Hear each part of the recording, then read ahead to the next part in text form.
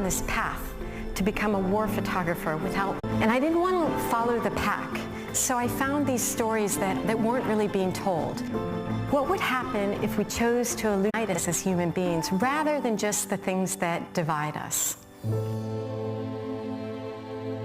I was working looking at stories coming in, and I always dreamed of becoming a foreign correspondent. I got the courage to quit my job and move to the Czech Republic, where I got a job working and in that time, in that next year, the war in Kosovo was starting. It was in my backyard. And such an amateur photographer working at a business newspaper to overnight becoming a war photographer. And as I dove the classic thing I think a lot of photographers do, we want to make a difference. We want to tell powerful stories. So, what do you do? The most dangerous, difficult, toughest places on the planet. And I did that. And I was 26 when I started, and I went to all over the world because I wanted to make a difference. And I think we're automatically taught to believe that those powerful stories in angst and death and suffering. And I don't ever want to minimize the importance of telling. I had set down this path to become a war photographer without meaning to. And I didn't want to follow the pack. So I found these stories really being told. One of them was in Angola, already in its 26th year of a brutal civil war. And I went to all these stories, and they all said the same thing. No, we don't, their eyes would kind of glaze over. Nobody cares, Amy. Don't accept that. So I took everything that I had made and went anyway. And this is a boy outside of an orphanage before by hungry soldiers. And he was just trying to make sense of what had happened. Several of the people there died. People at that point, 4 million people were displaced. It was this unimaginable humanitarian, and nobody cared. And it was a story that people were numb to, and I knew I had to find a hook. I had to find a way in the press, and I did. I found these children who were learning how to surf. They had taken this driftwood and carved it into these surfers and wanted to do that. And so I found my little hook and managed to get this story, the much larger story, through. And next, I was sent to Gaza, and this was when the Second Intifada was unfolding. And it began as kids thrown into people dying. And there were plenty of stories all around us, but we were asked to focus on the violence. And this is a scene, and literally there were at least half a dozen photographers next to me. We were all photographing exactly the same thing. In my life, when I started asking myself all these questions, because one day I was walking back to my hotel and I heard this music on the cell, and this couple getting married, and this beautiful scene of love, in the middle of captivated me. And I thought, wow, why aren't we telling these stories as well? Because they're just as important. They help me understand these people as human beings, just like you and me. And so I think that, we've become attuned to thinking that, the beautiful stories are just banal. They're boring. They don't really deserve to be published. What would happen? The things that unite us as human beings, rather than just the things that divide us. So I packed my bag.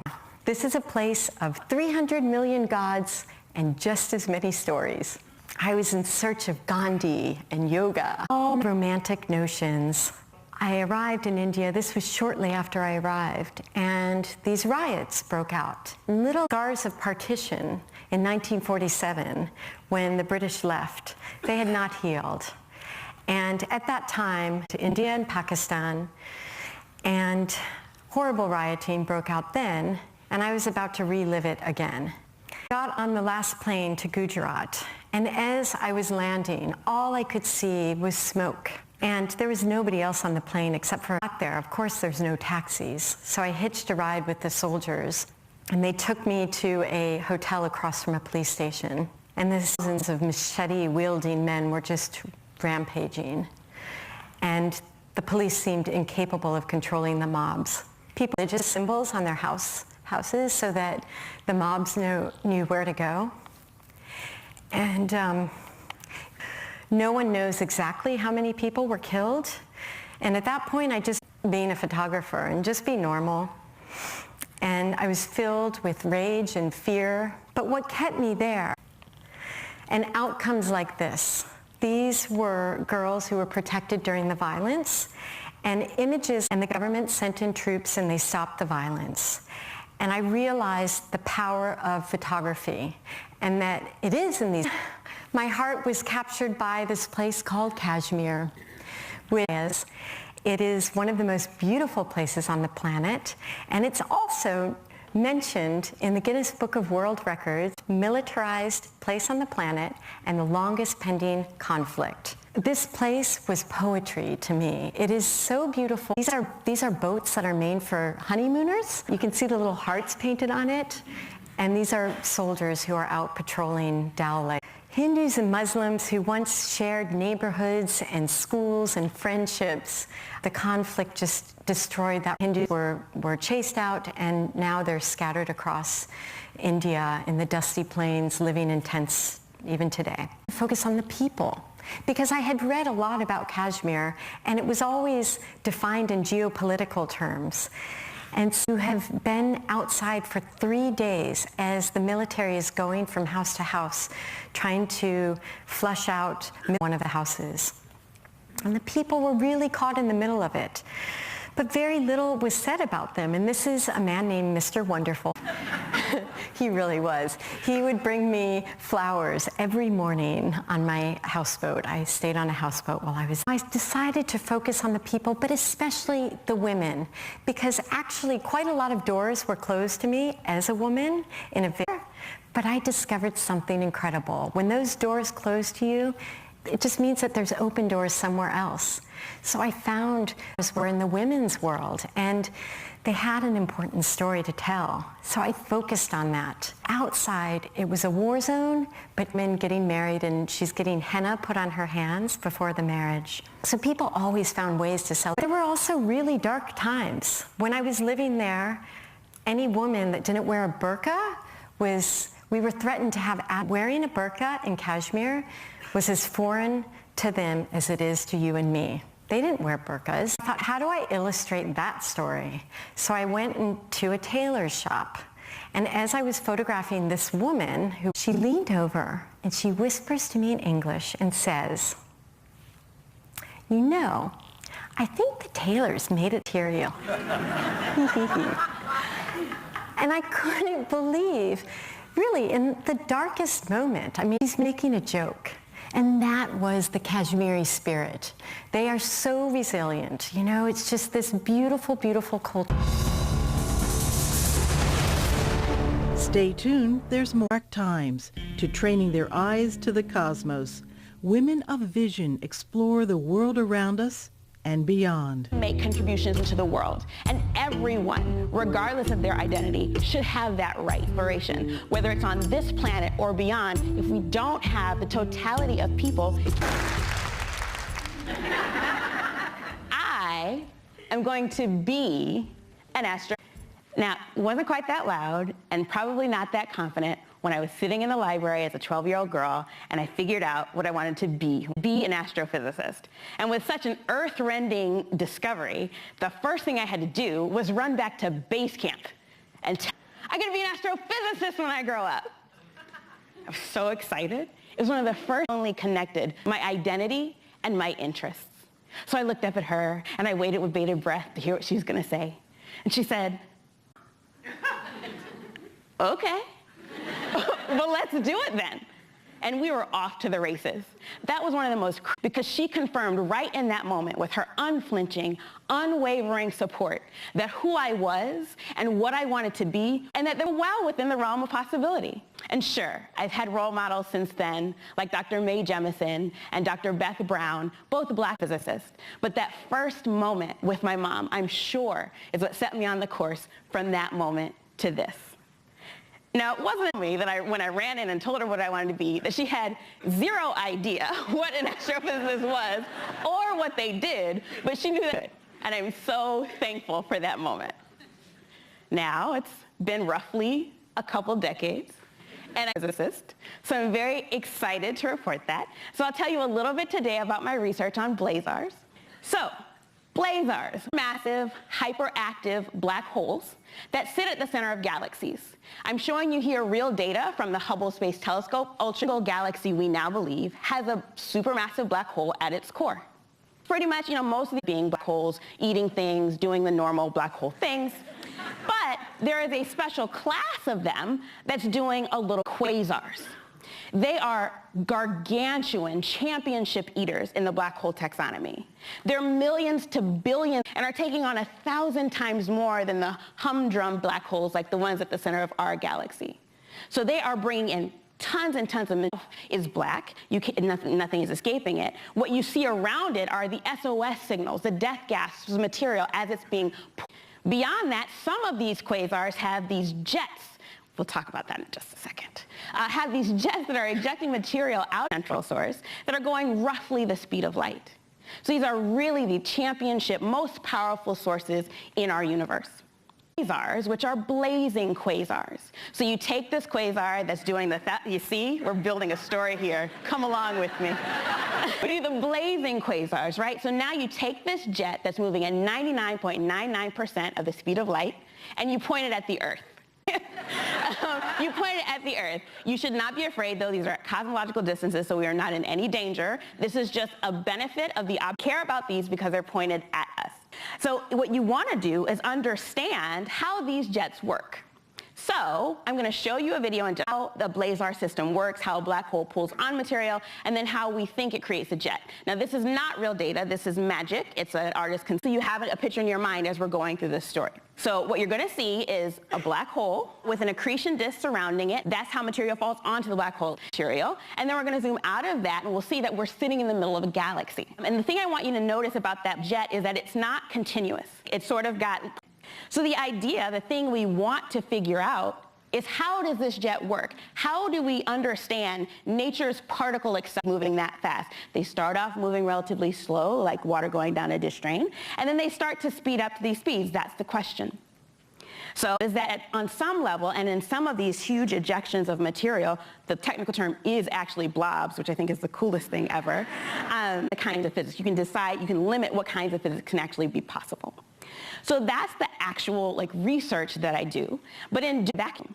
And that in fact, it was sort of an oddity that I was the one doing the work. So I started to think about that, science, technology, engineering, and mathematics, more inclusive. Studying science changed me and it's into the world. And everyone, regardless of their identity, should have that right.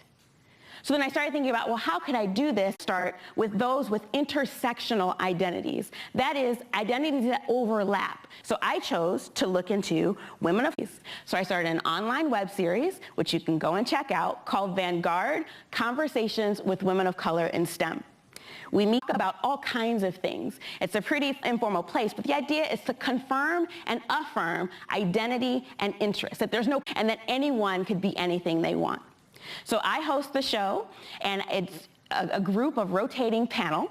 So we have from graduate all the way up to deans of colleges that tell us about their experience. They tell us about their expertise, and they give us advice about how to do this. In this way, we're trying to form and cement community so that no one feels alone or othered because of who they are and what they want to do. So much interest that we wanted to do even more. So not just meet once a month and have this conversation, but really start to build community. And it would be important because we're spread so many places across the country and across the globe. So now we built a team, and we are planning to premier destination for STEM identity in women of color in STEM. So here's an example of some of our recent content. It's created, and so we get their vantage point. You're welcome to join us, come visit, support, any way you want to engage, but this is a safe space for us to investigate those things in our minds. This idea that interest and identity are related and can be in any combination is an important saying by way of asking to join the club. I'm saying it because we cannot get to the liberation, whether it's on this planet or beyond, if we don't have the totality of people in the room to contribute to the conversation. So best possible successes, our best possible discoveries, then everyone has to be at the table. So let's explore.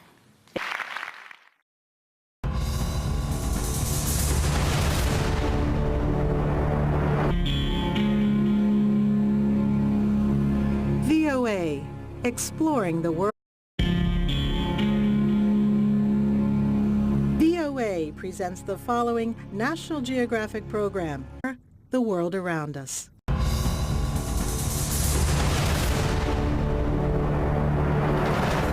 Focus on stories where there's not a million journalists there. I find the untold stories because those people actually want you there. The commonalities, I see the things that unite us, and I just try to find the human being in front of me and connect on that level. This is Guinea-Bissau. It's one of the most impoverished countries on the planet, and read about Africa, this great continent of Africa, in two ways. It was either war, famine, plagues like Ebola, exotic safaris, beautiful animals. And what I found there, far more complex. So I had planned to stay maximum 2 weeks, and I ended up staying for half. Days were spent living like the majority of people on the planet live, gathering firewood, gathering water all over me. It's a lot harder than you would imagine, and learning how to cook over an open fire. And to the completely useless. They couldn't understand how a woman in her 20s, first of all, I didn't have a husband, no children, survived this long without even knowing how to get water. But they took me in, and I brought a couple of sacks of rice with me, and it ended up being the end of the dry season by the time I was leaving. And that was shared a bowl of rice every day, and that was it. And I remember lying up underneath these mango trees with the children and waiting to ripen. I mean, just dreaming about eating a fresh mango. And to feel hungry like that, my perspective of the world, I'll never be the same. There were all these interesting things that I learned, like, it wasn't the questions that they asked me. And for example, in the mornings, there's always these greetings, these rituals where people greet you and they say, how is your body? How are you feeling? How are your children? And the last question they would ask me is, so did everybody wake up? And the reason was, it meant that if everybody woke up at once, maybe something terrible happened. And if you woke up one by one, you woke up with the gentle rhythm of life. And those little things were just so evocative to me, but did so much joy. And that was the unexpected thing. Though my life there was incredibly different than our lives, what was surprising was how much we shared. And on my last night in Demble Jimbalio, he actually got a hold of my soap and went a little crazy with it. But he and all these children were asking me a million questions to America. Amy, do you have mango trees in America? Amy, do you have cashew trees in America? Up at the sea of stars. And he said, Amy, do you have a moon in America?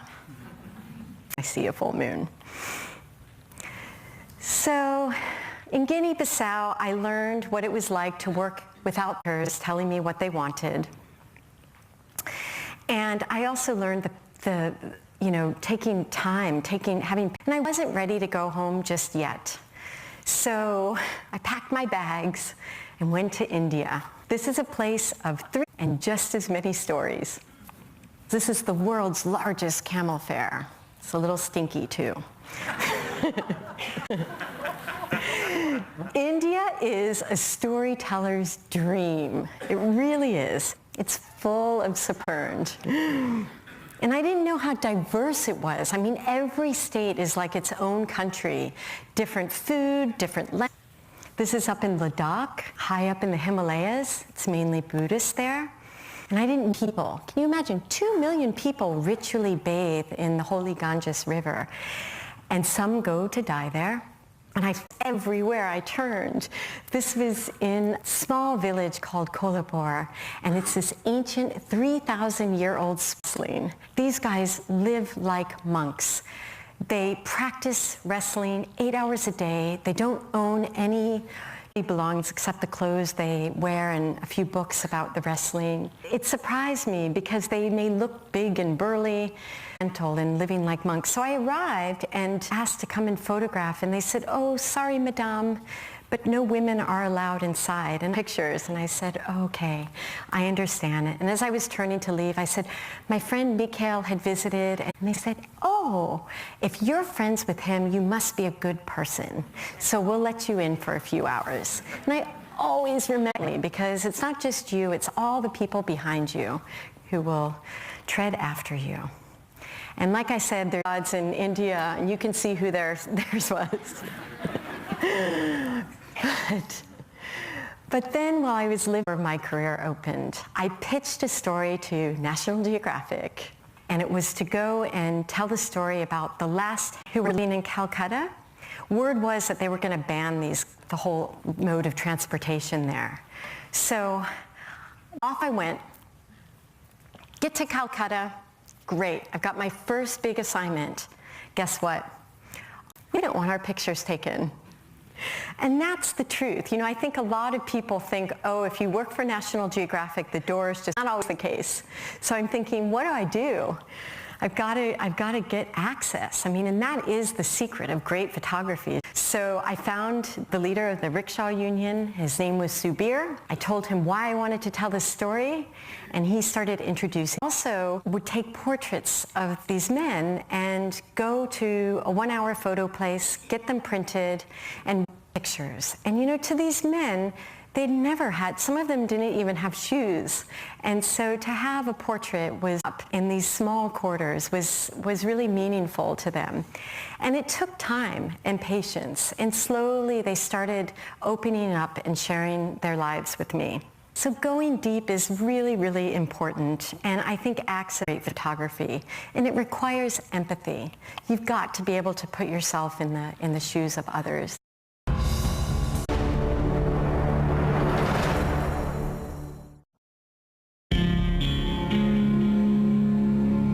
Exploring the world around us. Welcome to English in a Minute.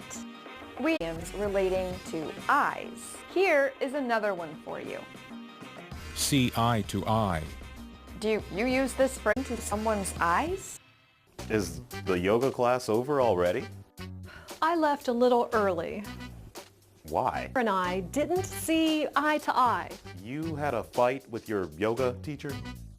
Look, Jonathan, I practice. The instructor asked you to leave, didn't she? People who have similar opinions or ways of thinking. If you say you see eye to eye with someone, you agree with them.